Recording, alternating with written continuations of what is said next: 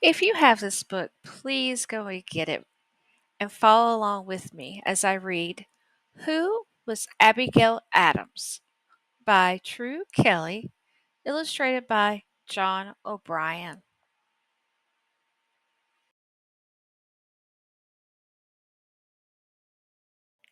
Who was Abigail Adams? On June 17th, 1775, at 3 a.m., Abigail Adams woke up with a start. Her bed was shaky. The dull boom of cannons 10 miles away in Boston shook the whole house. The British and the American colonists were at war. Abigail had almost gotten used to hearing the booms from cannons every day as the armies fought. But this time was different. The cannon fire went on and on and on.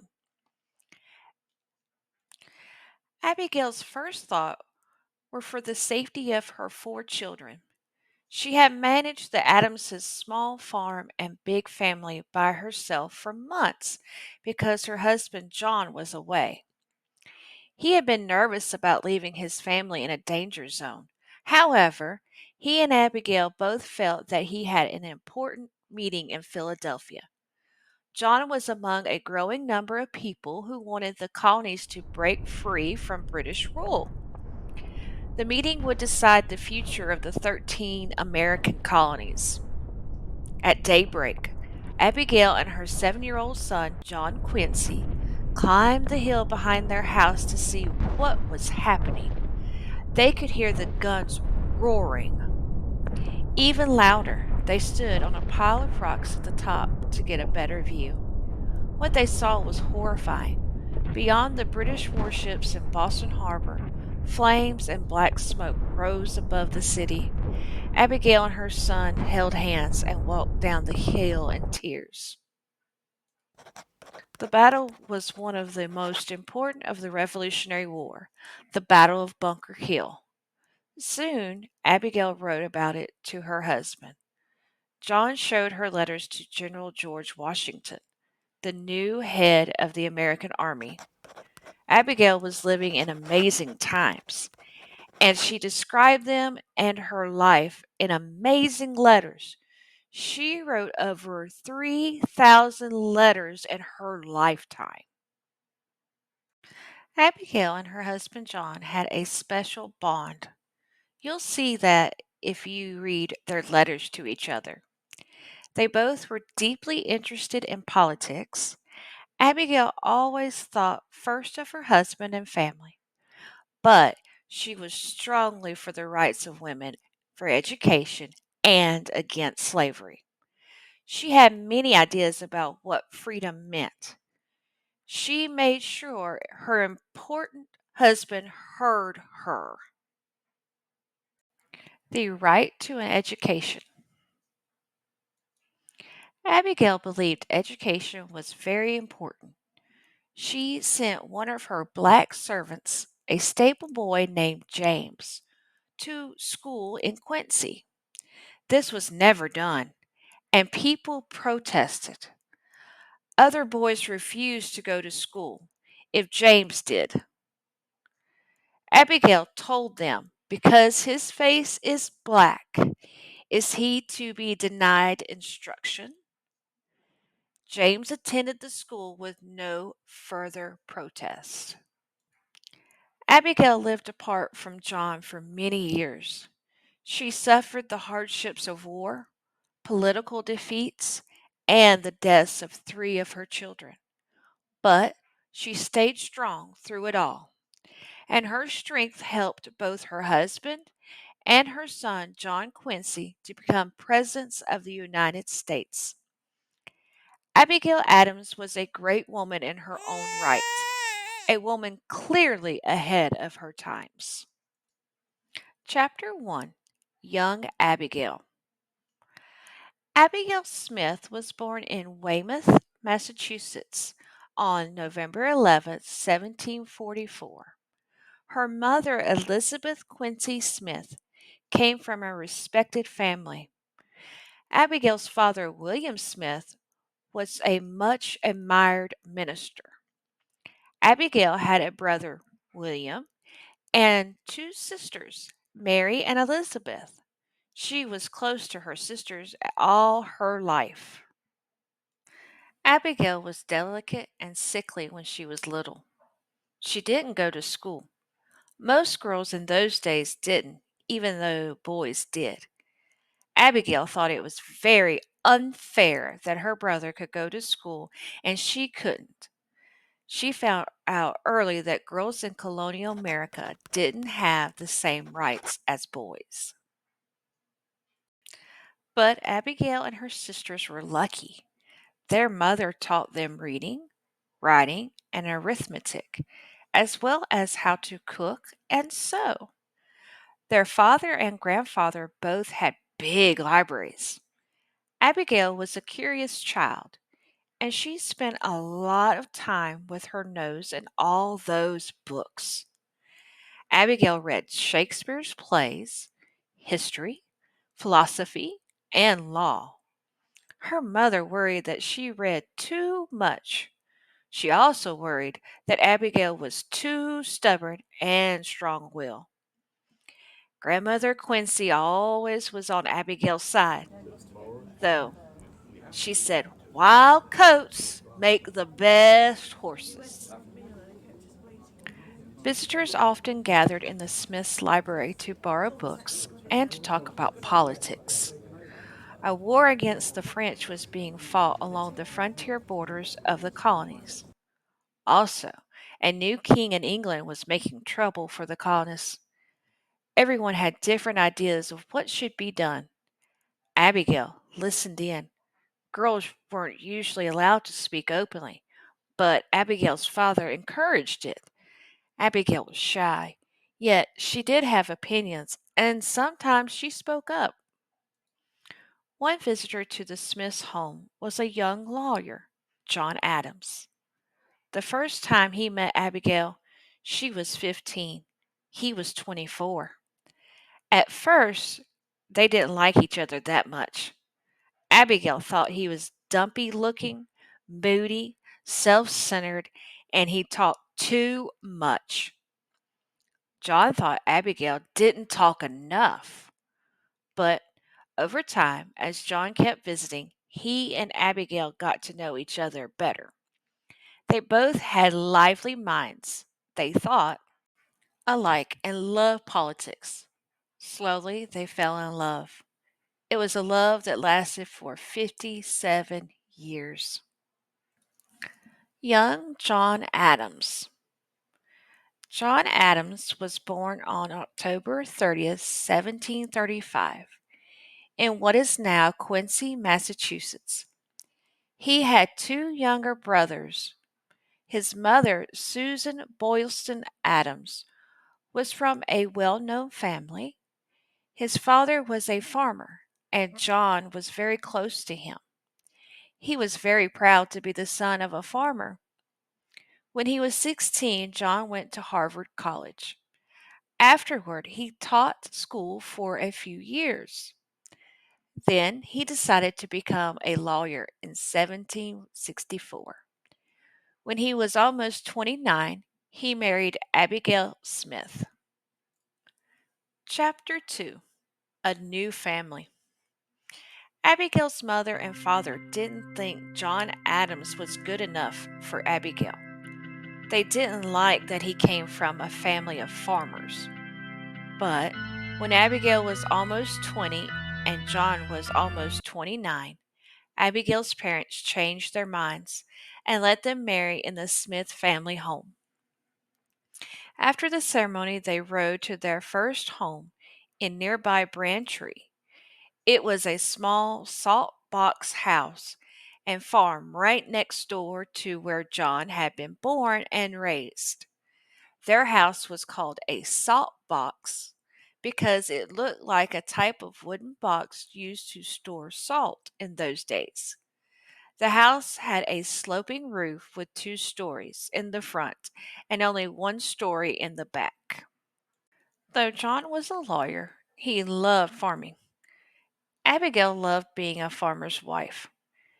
Cooking, sewing, spinning, churning butter, smoking meats, gardening, and caring for the sheep, chickens, and cows. Soon, Abigail was a mother too. Nabby Abigail was born in 1765. 2 years later, John Quincy was born. The Adamses hired help, but the days were still full for Abigail. She also managed to get up early or stay up late to write letters to friends and family. Even as a young girl, Abigail had loved writing letters to people close to her. One of the few times in her life when she stopped writing was in 1770 when their baby girl, Susanna, died. John often had to be away from home. His law practice took him all over New England. He was also speaking out against British taxes that Americans had to pay. Most of all, colonists like John Adams were furious over the Stamp Act, which was a tax on most printed materials. With John away, Abigail was left home to take charge, and she did it very well. But she was lonely. In 1768, the Adams family moved to Boston so John could be nearer to his work. They had a little girl, Susanna, who sadly died in 1770. She was only a year old. Both John and Abigail were broken-hearted that same year their son Charles was born, and in 1772 they had another son, Thomas. Abigail was excited to be in a big, busy Boston. There were lots of shops and 4 newspapers. Her sister lived there, and so did Abigail's friend Mercy Warren. But British soldiers were everywhere on the lookout for trouble from the colonists. Bostonians didn't like that. Sometimes Boston felt like a dangerous place. The Adamses moved back and forth from the city to Braintree several times. Tensions were building. In protest, Americans stopped buying things taxed by the British. A tax on tea made Americans extra mad. They loved tea. Once the tax took effect, Abigail started making her own tea from berry leaves. Lots of people were doing this. It was called Liberty Tea. In 1773, a group called the Sons of Liberty protested the tea tax in a famous event that is in all American history books. The men dressed up as Indians and went aboard a tea ship in Boston Harbor. They tossed 300 chests of tea into the water. This event became known as the Boston Tea Party, and it meant trouble, big trouble. The Boston Massacre. On March 5th, 1770, a rowdy mob started throwing ice chunks, oyster shells, and rocks at 9 British soldiers. Frightened and outnumbered, the soldiers fired into the crowd. 5 people were killed and others wounded. Reports of the incident, many of them including facts that were untrue, spread through the colonies. News of the massacre helped bring on the American Revolution 5 years later. Chapter 3 Trouble Brewing. John and Abigail were happy about the Boston Tea Party. They could see that it was a turning point. More and more colonists wanted freedom from England, even if it meant war. In 1774, John was elected to go to Philadelphia for the First Continental Congress. Men from the different colonies were to decide what America should do. Again, Abigail was left to run the household. She wrote to John, but it took 2 weeks for her letters to reach him. Her letters were full of news and advice. She reported the movements of the British troops. John's letters to her complained about how little was getting done at the Congress. Abigail always called John dearest friend in her letters. They missed each other terribly. John missed his children too. Abigail wrote in a letter to her friend Mercy Warren that she could see no way to avoid war. She was right. Shortly after the letter in April 1775, the British and the colonists fought battles in Lexington and Concord, Massachusetts, 20 miles from Braintree. The Revolutionary War had begun. George Washington was put in command of the new Continental Army. From Philadelphia, John wrote to Abigail, "In case of real danger, fly to the woods with our children." In June, after the Battle of Bunker Hill took place, across the bay from the farm, Abigail wrote to John. She said, "The constant roar of the cannon is so distressing that we cannot eat, drink, or sleep." Later, she found out that one of their closest friends had been killed in the battle. Can you imagine what it was like to be living in the middle of a war? Abigail sheltered people fleeing Boston and the Continental soldiers on their way into the city. The house was full of friends and strangers. Abigail fed everyone. They would sleep in the parlor, the attic, and the barn. Abigail described it as a scene of confusion. Because nothing was coming from England, people in Boston were running out of things they needed. Abigail made soap and spun cloth. She made ink from ashes and berries. She even melted down pewter spoons to make bullets for the soldiers. Money was short. Abigail asked John to send her 6,000 pence. They weren't for her to use. She wanted to sell them. In the midst of all the upheaval, she was going into business. In the summer of 1775, there was a dysentery epidemic. Dysentery is caused by unclean food or water, and it hits a person's stomach. 8 of Adam's neighbors died of dysentery in 1 week alone. John's brother died, and so did the Adamses' servant Patty. John and Abigail's 3-year-old son Thomas and another servant also got very sick. Abigail's mother came to help nurse everyone. In October, she caught dysentery herself and died. It was a terrible time. The weather was freezing. The house was cold. Abigail was not the type to complain, but she felt very low, sad, and alone. John's letters comforted her.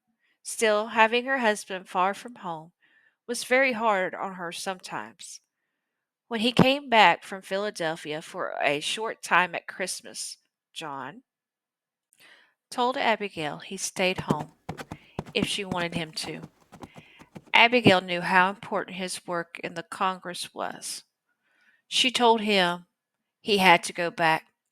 How difficult that decision must have been, and how patriotic.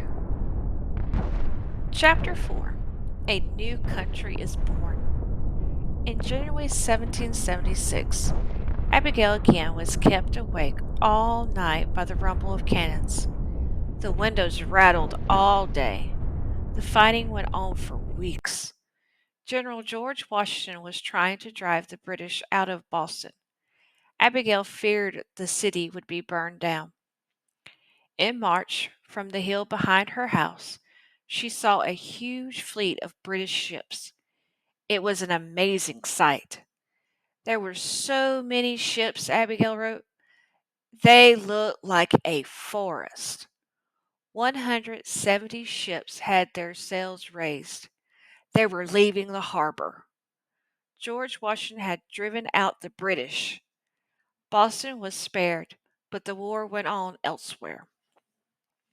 At that time, John was at the Second Continental Congress in Philadelphia.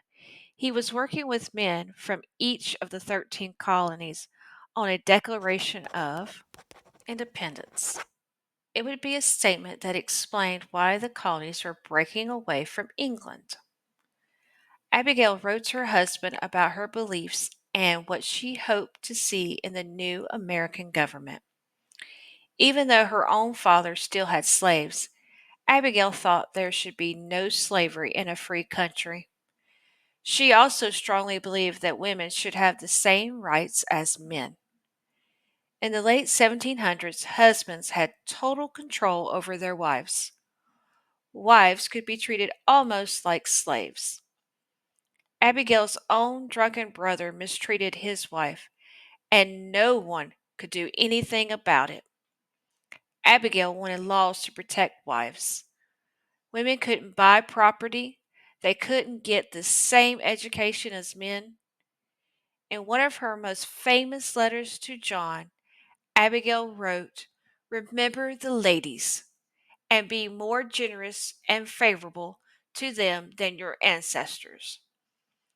She even half jokingly hinted that women could revolt if they weren't treated more fairly. John answered, "I cannot but laugh." Abigail was in Boston in July 1776 when the Declaration of Independence was read to cheering crowds. Church bells rang, guns were fired in the air, people yelled, "God save our American states." Abigail listened to the reading, but heard nothing about slaves or women. That must have disappointed her greatly. It took until 1865 for slavery to be ended everywhere in the United States, and only in 1920 did women finally get the right to vote. The Declaration of Independence. 5 men, including John Adams, worked on what to say to King George III of England about the demand for freedom for the 13 colonies. Thomas Jefferson was asked to write that letter, the Declaration of Independence.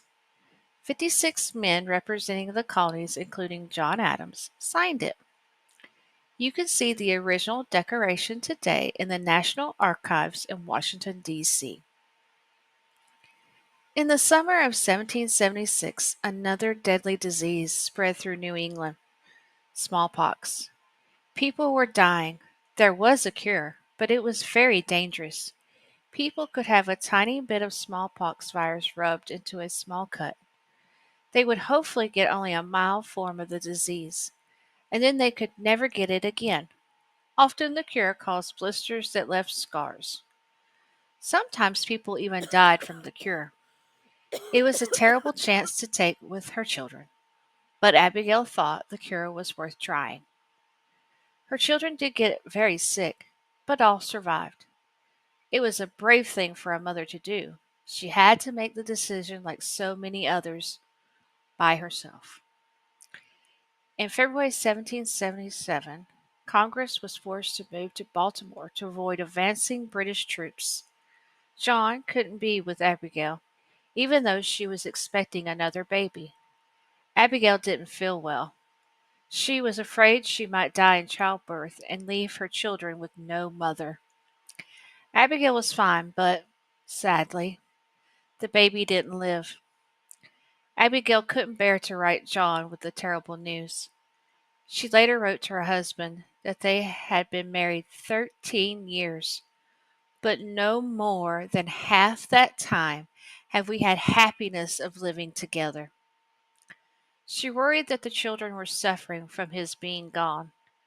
Finally, after almost a year away, John returned home.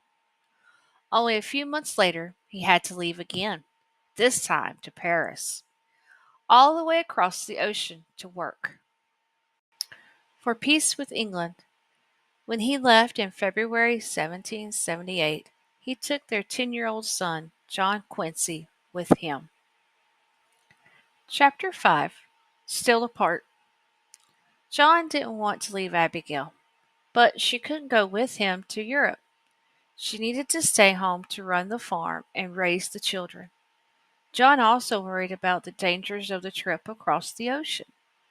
Taking his son was risky enough. As it turned out, their ship was fired on by a British ship, outran pirates, and survived a terrifying 3-day storm. Lightning killed one of the crew. Meanwhile, Abigail worried. No one set sail as John had in winter. It wasn't safe, and it was wartime.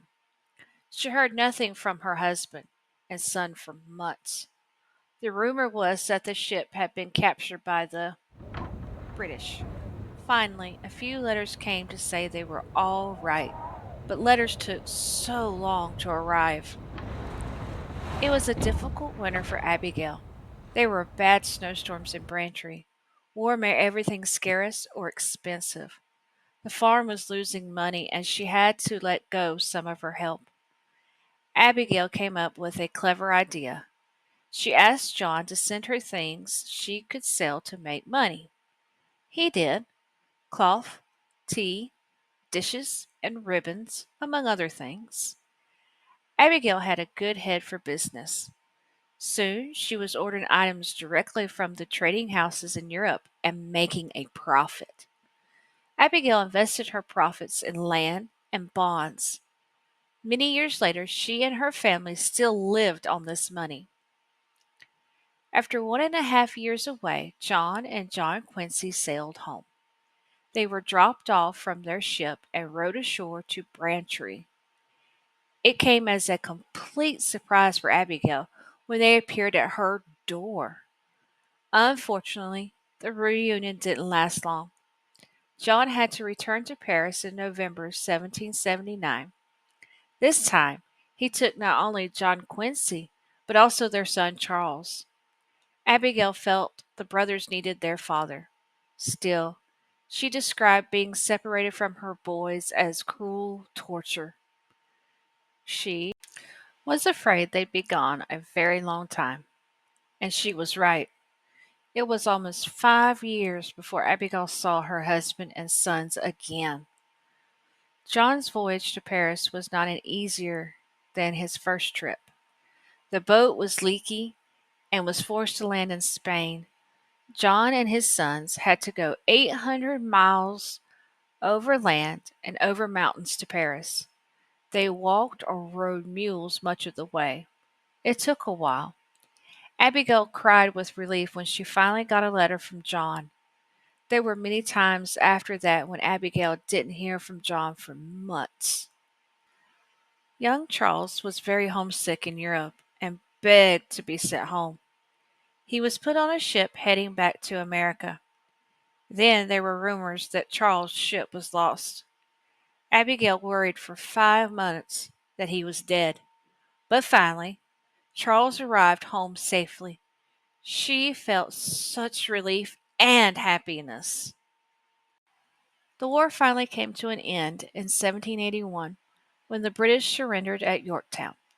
The 13 colonies would now become a new independent country, the United States of America. There was so much work to be done to create a new country.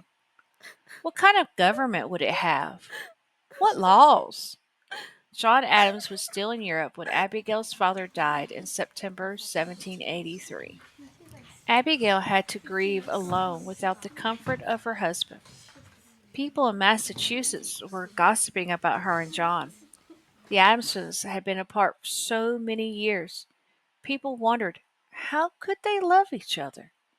Maybe John had a French girlfriend. Abigail didn't believe the rumors, but her life alone was becoming too much for her. She begged John to let her join him in Europe. In 1784, she set sail.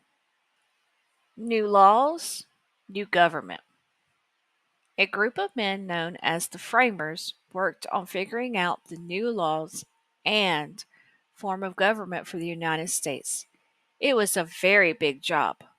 The Framers discussed and argued and finally compromised.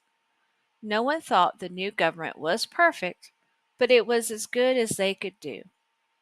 There would be three branches of government: the executive branch, President; judicial branch, Supreme Court; and legislative branch, House and Senate. Finally, in 1789, the United States Constitution went into effect, and by 1790, all 13 states had approved it.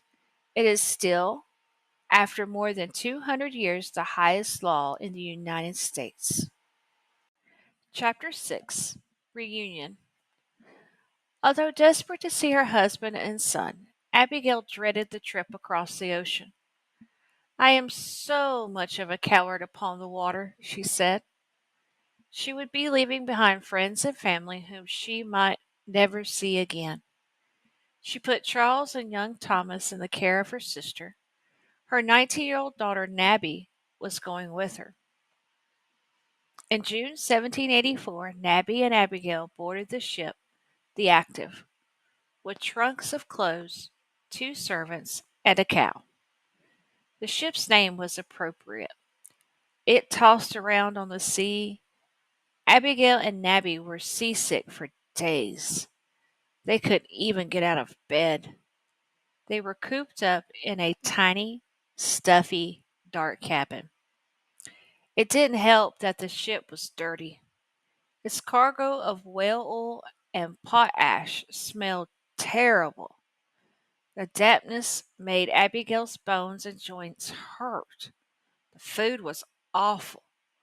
When she was well enough, Abigail tried to help the cook make better meals. She also got the crew to scrub the floors until they could finally see the boards under the dirt.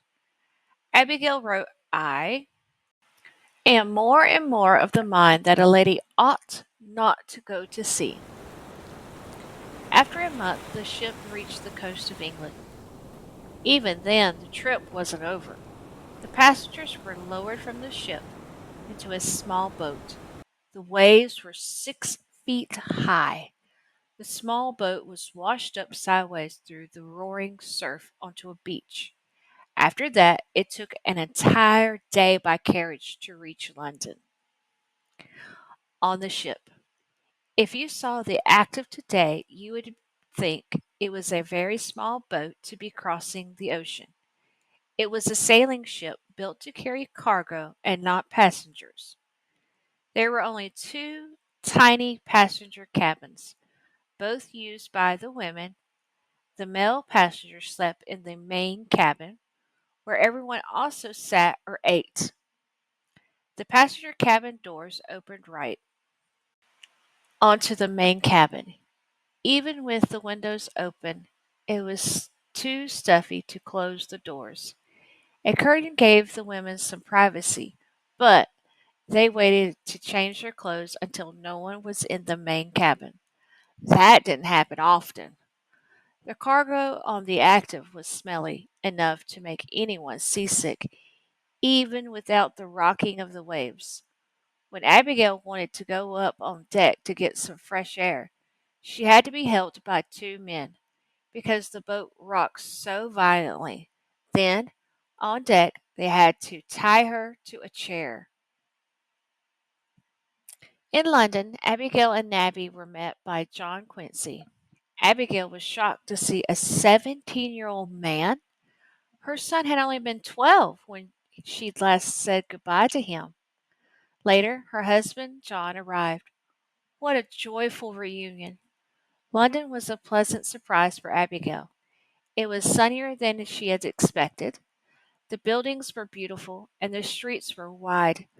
Best of all, there was indoor plumbing, not outhouses. The happy Adams family spent 3 weeks in London, seeing the sights. Then they crossed the channel to Paris. John had rented a mansion just outside the city. Abigail had loved London. As for Paris, she thought it was the very dirtiest place she had ever seen. The mansion, however, was another thing. It was beautiful. It had more than 40 rooms and came with 8 servants. There were huge formal gardens with a fish pond and orange trees. Their life there was filled with dinner parties, the opera, museums, theater, and ballet. The lavish dinner parties of France made Abigail a little nervous. It was too much. She was also shocked by the ballet. The costumes were too skimpy, showing the ballerina's legs much more than a lady from New England thought proper. It took a while for Abigail Adams to get used to the French ways. Abigail liked French women because they were smart and free to say what they thought. Still, Abigail missed home, and it was hard not knowing French. She got a pet songbird to keep her company. Then, as had happened so many times before, John had to move because of a new job. He would be the new ambassador to Great Britain. He and Abigail would live in London. Goodbye, pet songbird. Goodbye, Paris. Goodbye, John Quincy, too? He went home to study in America. John's job in England was difficult. As ambassador, he was expected to make friends with the very people who had recently been at war with America. England was a powerful country, so the United States needed its friendship. When Adams met King George III, they were polite to each other. Nabby and Abigail also met the king. They spent hours getting dressed for the occasion and then waited hours for the king to speak just a few words to them. They were not very impressed. Thomas Jefferson. Thomas Jefferson was in Paris at the same time as the Adamses. They became very good friends. Abigail even took care of the Jeffersons' daughter, Polly, when she first arrived in Europe to live with her father in 1787. Thomas Jefferson became the third president of the United States right after John Adams. It was at that time that Jefferson and the Adamses had a falling out over politics. They barely spoke to each other for years. However, when Polly died in 1804, Abigail Adams wrote to Jefferson in sympathy. Eventually, the friendship was renewed. Thomas Jefferson and John Adams became very close again in their later years and died on the same day, July 4th, 1826. It was exactly 50 years after the signing of the Declaration of Independence. Abigail loved being back in London. She loved seeing the plays by Shakespeare that she had first read as a child. She was awestruck when she heard the beautiful music of Joseph Handel performed. She also loved visiting the countryside and the stately homes outside London. On one trip to Southampton, Abigail took her first dip in the sea. Abigail and John took a long trip to the Netherlands. Abigail admired the simplicity, honesty, and politeness of the people there. Wherever she was, Abigail believed her main job was to help her husband. In England, Miss Ambassador arranged dinner parties and diplomatic receptions. She was very good at it, but Abigail and John feared they were gaining weight. Nabby, meanwhile, married John's handsome secretary, William Smith, in 1786. He had the same name as Abigail's father and brother. The next year, they had a baby, William. Abigail was a grandmother. John was a grandfather. A grand, oh no, she exclaimed. She didn't like to think she was old. The London newspapers were hard on John. They still hadn't got over the war and gave false reports about his speeches. Abigail called them the news liars. John felt he was unable to get things done. It was time to go home. By then, Abigail was happy at the thought. It had been almost 4 years, and she missed her sons, Charles and Thomas, and her sisters. Also, the Adamses had asked an uncle to buy them a new, larger house in Braintree. It was to be ready for their return. In March 1788, they began another rough ocean crossing and reached Boston in June. To their surprise, they were greeted in Boston by thousands of cheering people, cannons, and church bells that rang all day. It was a hero's welcome. John and Abigail were overwhelmed. Best of all, they were finally home together. Chapter 7, Politics. The new home in Braintree was a big letdown. It was larger than their old house, but compared to the mansion in Paris, it seemed to Abigail like a little wren's house.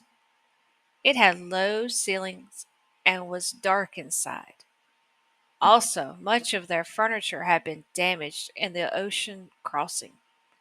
The house needed work, lots of work, if Abigail wanted to turn it into a home.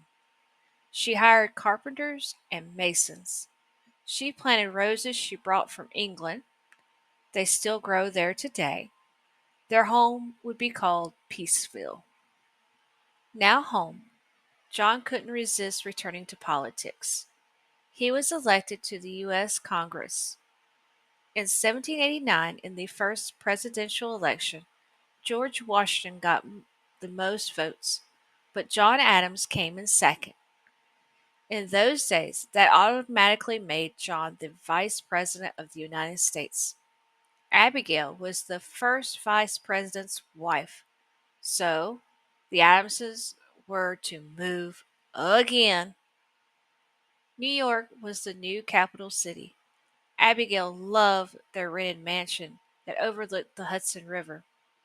Nabby had just had a second baby, John Adams Smith. Her family moved into the mansion with John and Abigail. The Adamses' son Charles, now 19 years old, was living there too, and so was Louisa, the daughter of Abigail's brother, who had died recently. Whenever Abigail's children or relatives needed a place to stay, she took them in. More to the point, Abigail loved having everyone there, but there were worries too. Nabby's husband, William, was irresponsible and owed people money. John Quincy was having a hard time starting his law practice. Charles drank too much. Thomas was often sick. What to call the president? With such a new government, no one was sure what to call the president. Should he just be Mr. Washington? Or Mr. President? Or should he be Excellency? Or even His Highness the President of the United States of America and Protector of the rights of the same? John Adams argued that the title should be honorable and grand. He liked His Majesty the President. Abigail would not have liked that. She didn't believe in fancy titles. The Senate argued about this for a month, and their decision must have pleased Abigail. Simply, the President of the United States was good enough, and people would just call him Mr. President. Then the capital of the United States was moved to Philadelphia, which was a bigger city than New York. And so the Adams family had to pack up yet again. Abigail didn't like Philadelphia. Her social duties as wife of the vice president wore on her. The servants were not up to her standards. She fired 7 cooks, and John was not happy with his new job. There wasn't enough for the vice president to do. In May 1791, John and Abigail returned to Braintree. Abigail was sick with a fever all summer. It was probably a disease caught from mosquitoes in New York. In October, it was back to Philadelphia, but soon Abigail returned to Peacefield, sick again. In 1792, George Washington won a second term as president. John Adams was vice president again for the next 4 years. Abigail stayed home in Massachusetts. It was a way to save money. John Adams no longer needed the big house in Philadelphia, nor did the vice president entertain nearly as much when his wife wasn't there. Every spring, John could come home to read and farm until the fall. Of course, John and Abigail wrote to each other whenever they were apart. Abigail was getting more and more interested in politics. Political parties were beginning to form. John was a Federalist who believed in a strong central government. Thomas Jefferson, on the other hand, belonged to the Democratic Republican Party. It believed that people should have the power and a weak government was best. In 1796, George Washington decided not to run for a third term as president. The big question now for Abigail and John Adams was whether John should run for president against Thomas Jefferson. It would be a bitter fight. Jefferson and Adams were no longer friends because their political beliefs were so different. Abigail knew that her husband would be attacked by political enemies.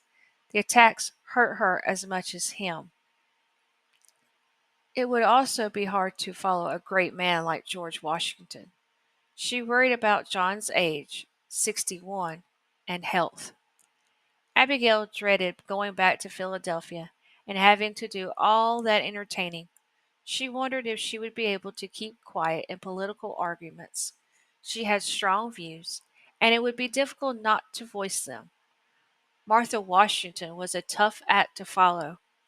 Abigail thought she had acted perfectly as the wife of the first president. John was unsure about running, but in the end, Abigail thought he should. And he won, but just barely. Chapter 8, Miss President. Abigail couldn't be in Philadelphia in 1797 when her husband was sworn in as the second President of the United States. She was caring for John's 89-year-old mother who would die in her arms. John begged Abigail to join him. He wrote, "I never wanted your advice and assistance more in my life." Abigail had avoided Philadelphia for 5 years, and she dreaded the exhausting trip on terrible, muddy roads. But when Abigail arrived, she swung into action. She got up at 5 a.m. to write letters, plan the day, and organize the servants. Breakfast was at 8. She saw guests from 11 to 2 and had dinner with the family at 3. After that, she visited wives of men in the government until sundown. In the evening, she held dinners for important people. She also organized giant celebrations for New Year's Day and July 4th. Despite her full day, she still remained the president's advisor. Her husband said, "I can do nothing without you." She was so involved, people called her Miss President. As Abigail feared, the presidency came with many problems. One was the threat of war with France. While trying to reason with the French, John created the Department of the Navy. Abigail thought he should declare war, but John disagreed. Within the United States, John was under constant attack from his political enemies, no matter what he did. Their harsh words were misery for Abigail. She thought criticizing the president was treason, even when she agreed with the criticism. During the summer of 1798, while at home at Peaceville, Abigail felt so sick she feared she might die. John was home with her and said it was the most gloomy summer of his life. Abigail was still not well when John had to go back to Philadelphia without her in the fall. But as soon as she felt better, Abigail was able to supervise the building of a new barn. When Abigail finally joined John in Philadelphia, she brought their son Thomas, their daughter Nabby, and Nabby's daughter Caroline. Another election was coming up soon. Abigail feared that her husband wouldn't win a second term as president in 1800. She knew that he would take a defeat very personally. Then, in December 1799, George Washington died at the age of 67. The whole country went into mourning. He was known as the father of the country. Indeed, people felt that they had suffered a personal loss. Abigail said, "No man ever lived more deservedly beloved and respected." A new capital city, Washington, was planned in his honor. Washington was much farther south, near Virginia. A new house for the president was being built there. It later became known as the White House. The President's House. Building of the president's house began in 1792 and was done mostly by slaves and immigrants. It took 8 years and it still wasn't finished when the Adamses moved in. The original building was supposed to be 3 stories high and much bigger, but its size had to be cut back because of shortages of materials and labor. The house was originally called the President's Palace or the President's House, but in time people called it the White House because of its whitewashed color. In 1814, during the War of 1812, the British ransacked and burned down the White House. Nothing was left except the outside walls, and they had to be torn down. It took only 2 years to rebuild.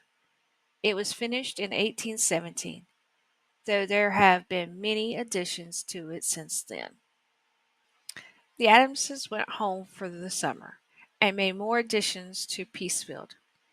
In the fall of 1800, John moved to the new president's house in Washington, and Abigail followed. However, on the way there, Abigail's carriage got lost in the wilderness, and it took an extra day to arrive.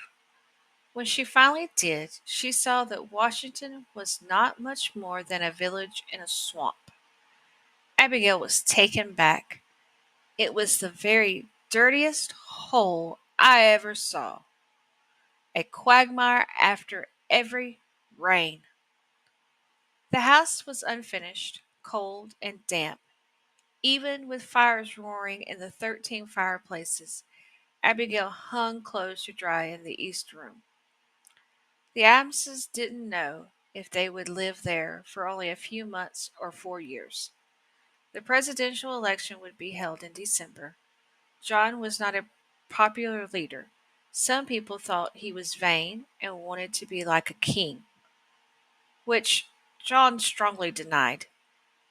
He was known to be stubborn and too opinionated. It was looking like the Adamses' stay in Washington might be short. John Adams did lose the election, just as Abigail feared, to Thomas Jefferson. But John and Abigail felt humiliated and angry. On top of the defeat in 1800, they heard that their son Charles had died. It was a terrible blow. Charles was only 30 years old. Abigail was especially sad because Charles had been such a charming child, but his life had been destroyed by drinking. The only good news was that the war with France had been avoided. John had worked hard for that. People had thought that war was a sure thing. John was very proud of maintaining peace. It was the greatest achievement of John Adams' presidency. After only 3 months in Washington, Abigail happily left for Peaceville. John followed a few weeks later. He had missed too much family life. I must be a farmer, he said, and that was just what he became. Abigail and John didn't need to write any more letters to each other ever again. Chapter 9, Peacefield. Abigail and John were so happy to be home. They took great pleasure in running the farm. They were surrounded by friends and relatives and grandchildren. There were often as many as 20 people living with them. John and Abigail loved the commotion. On Sundays, Abigail cooked a big dinner. For a while, all of their grandchildren were living with them except for John Quincy Adams' child. That one was because John Quincy was serving as minister to Russia. Abigail didn't like for her son to be so far away, and she was afraid of never seeing him again. It was 1809, and James Madison was president. Abigail wrote to President Madison saying that John Quincy wanted to come home.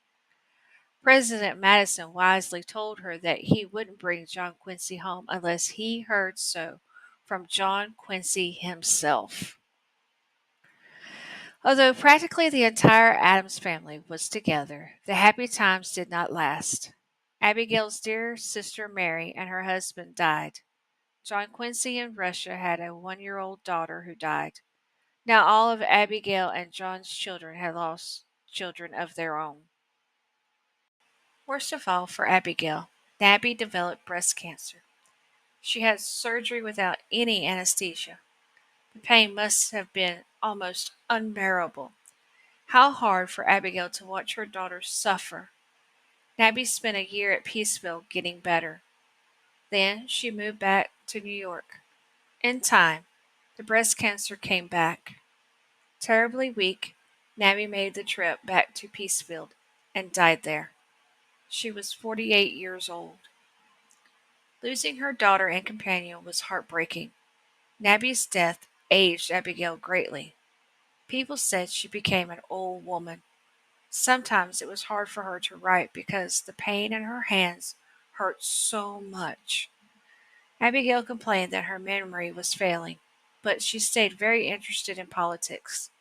This time, the War of 1812 was on her mind. The United States was at war with England again. The British burned the Capitol building and the President's house in Washington. Although far away, Abigail was outraged. She thought the war against England was right and necessary. When the minister in her church gave a sermon against the war, Abigail stopped going to church. When the war ended in 1814, John Quincy was sent to London to work on the peace treaty with Great Britain. Abigail and John were very proud of their son. Later, when he became Secretary of State, they were even prouder. Abigail and John celebrated their 50th wedding anniversary in 1814 with a big supper. Abigail said, "I have a great cause for thankfulness." Even so, many of their old friends and relatives have died. Both of Abigail's younger sisters had died. In 1816, John and Abigail were sick all winter. They were both feeling very old. Abigail still managed to have a good attitude about life. "I always thought a laughing philosophy much wiser than a sniveling one," she wrote to her son, John Quincy. In October 1818, Abigail got typhoid fever. It is spread from person to person. It was yet another frightening disease common in Abigail's time. She told John and others by her bedside that she didn't want to live longer if she wasn't useful. She died on October 28th at the age of 73. John, her dearest friend, wished he could die with her, but he lived 8 more years to the age of 90. A little over 6 years after Abigail's death, her son John Quincy Adams became the sixth President of the United States. John, his father, was joyful, but said how proud she would have been. Abigail was the wife of one U.S. President and the mother of another. The War of 1812. The United States declared war on Great Britain in 1812. It is sometimes called the Second War of Independence. The British were trying to keep Americans from buying or selling goods to France. They also wanted to stop America from taking over Indian lands and parts of Canada. Battles were fought on land, sea, rivers, and lakes. The United States was defeated many times by the British and their Indian allies during the war. Washington, D.C. was burned in August 1814. One battle in Baltimore inspired the words to the Star-Spangled Banner. A treaty was finally signed in December 1814. Neither side gained or lost territory in the war, and from that time on there has been a lasting peace and friendship between Great Britain and the United States. More important, she was always a wonderful wife and mother. She lived in interesting times and influenced American history with her ideas. She believed in the power of education and spoke out for the rights of women and African Americans. In those times, women didn't leave wills because their property was their husband's. But Abigail left a will, a most unusual one. She was fair to her sons, but made sure her granddaughters, female cousins, nieces, and female servants got a share as well. Even in death, she tried to right the unfairness that society had placed upon women. President John Quincy Adams. During his term as president from 1825 to 1829, John Quincy Adams managed to make the American economy stronger. He tried to improve roads, ports, and canals to link different parts of the country together. Like his mother, he pushed for better education. He wanted to see a national university. He wanted the government to invest more in science and art. Unfortunately, John Quincy was not much of a politician, and he couldn't get Congress to go along with many of his ideas. No wonder Adams was known to dislike being president. He lost the election of 1828 to Andrew Jackson. John Quincy stayed in politics, and in 1831 he joined Congress as a member of the House of Representatives. Thank you for listening.